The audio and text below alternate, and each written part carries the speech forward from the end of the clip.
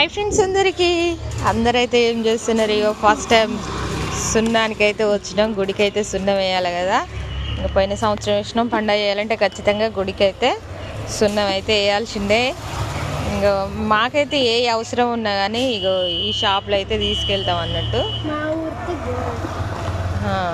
ఇంకో సున్నం ఫస్ట్ సున్నమే వేయాలి. ఇక ఫస్ట్ షాపింగ్ అంటే ఇక సున్నంతోనైతే స్టార్ట్ అయింది కొనడం. ఓకే ఫ్రెండ్స్, మరి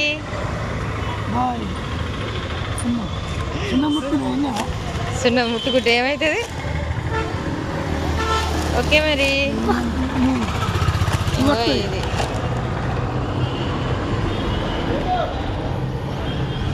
పట్టుకోకు, సున్నం పొక్కులు వస్తాయి. అర్థమైందా?